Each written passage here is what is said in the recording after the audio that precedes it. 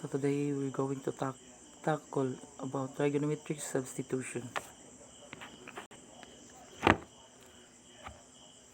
History of trigonometric substitution. The first trigonometric table was apparently compiled by Hipparchus in the year 180 to 125 BCE, who is now consequently known as the father of trigonometric. Hipparchus was the first to tabulate the corresponding values of arc and chord for a series of angles. Trigonometric substitution, guys. Sorry na mali ang pag-type sa taas. So, sorry, but that is trigonometric substitution. 4. Square root of a squared minus x squared. That is x is equals to a sine theta. Next is the square root of a squared plus x squared, and the substitution for that is x is equals to a tan theta. Next is x squared minus 2a. The substitution for that is x is equals to a secant theta.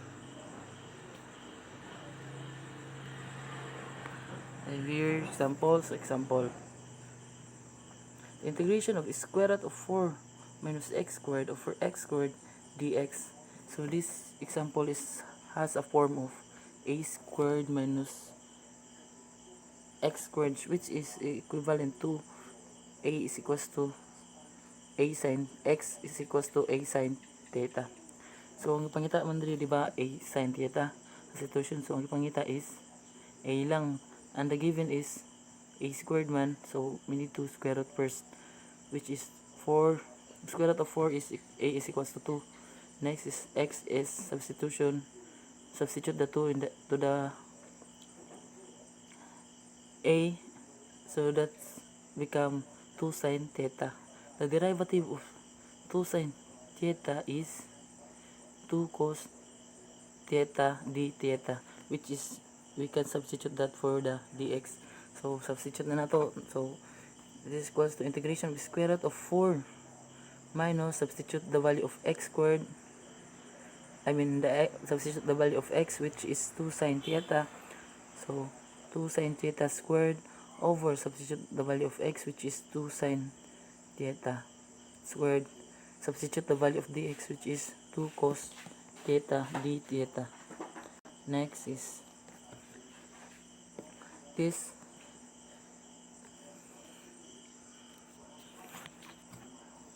will become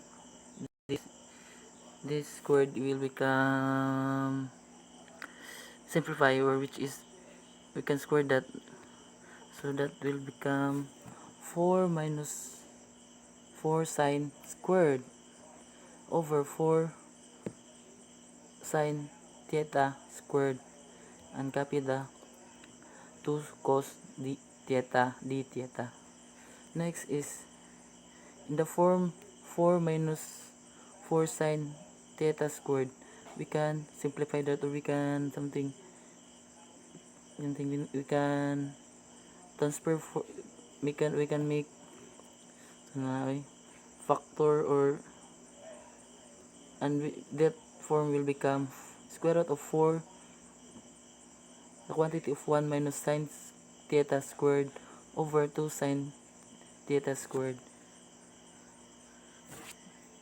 So the dx will become cos theta d theta na lang, because as we can see, 2 this 2 and this 4 will become cancelled, so the remaining in the denominator will become 2 sine theta squared, and the dx will become cos theta d theta. So next is square root of 4. Next is integration of square root of 4, which is 2. So gipagawas nato ang 2 square root of, ang nabilin sa sulod is and then 1 minus sine squared theta will become cos theta squared, because based on the, just watch in the Pythagorean identities, makita natin sa Pythagorean identities, the value of 1 minus sine squared is equivalent to cos theta squared. Nana siya sa Pythagorean identities, guys. So kailangan nyo na ito mag-study sa trigonometric identities. Over 2 sine theta squared, cos theta d theta. So next, the square root will be cancelled. This will be cancelled from these two we cancel. So and these 2 and 2 in the denominator will be cancelled also. So that will become cos theta over sin theta squared times and the dx will still cos theta d theta.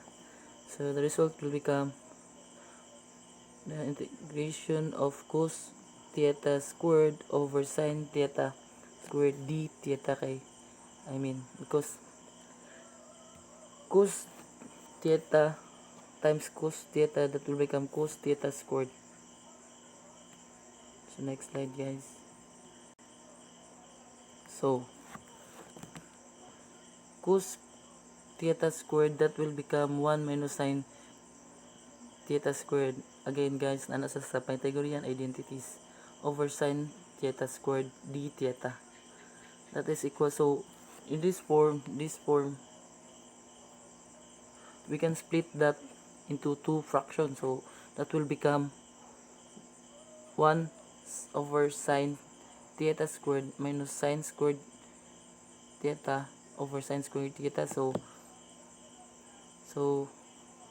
1 over sin squared theta, so that is the reciprocal identity. So the reciprocal identities of, so that is equal to secant c is c squared, which is cosecant squared, because the reciprocal identities of cosecant squared is sin 1 over sin theta squared. 1 minus sin theta squared over sin theta squared, that is equals to negative 1 d theta. And the cosecant squared and the antiderivative of CEC is negative cotangent theta, and negative 1 will replace the theta, and we need also to add always plus. See what if we are going to integrate, but this is not the final answer because we start on the x variable, so we need to change this theta into x. So next,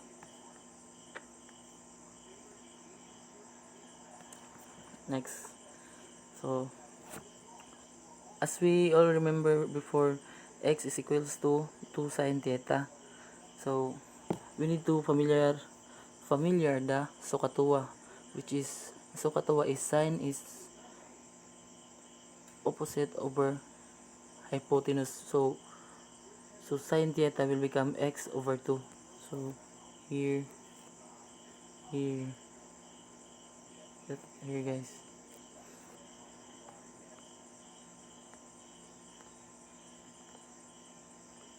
So we can form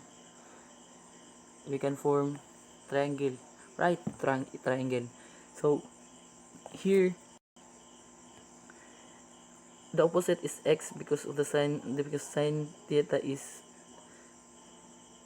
sine is opposite over hypotenuse, so the x will be opposite and the 2 will become hypotenuse. So the missing is the c, so we need to solve for the c. So we use the Pythagorean theory, which is c squared is equals to a squared plus b squared. So substitute the value of c, which is 2 squared is equals to a. Substitute the value of a, which is x squared plus b squared.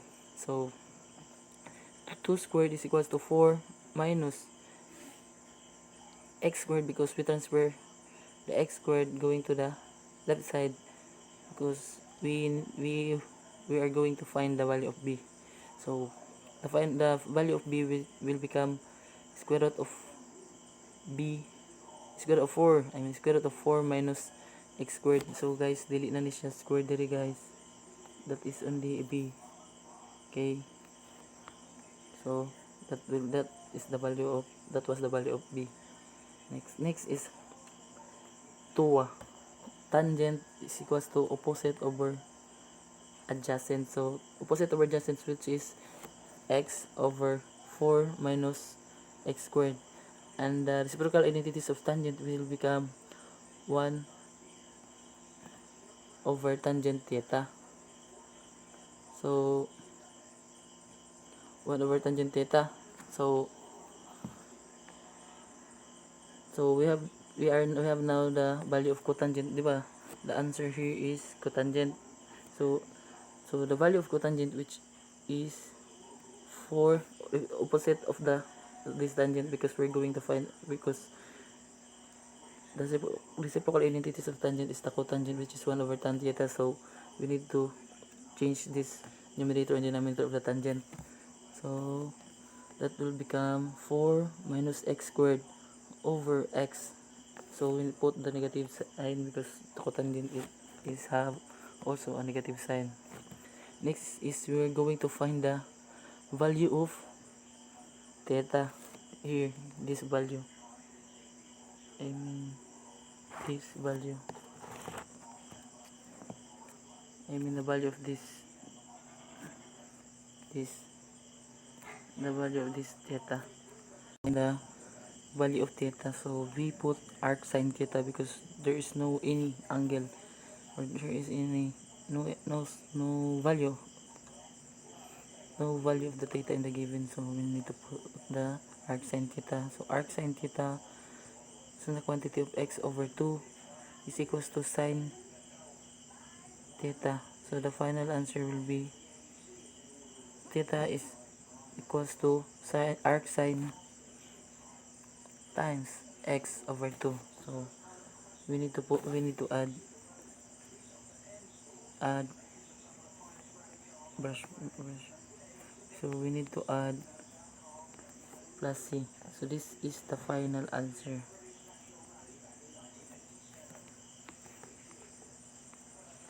Thank you for listening, guys.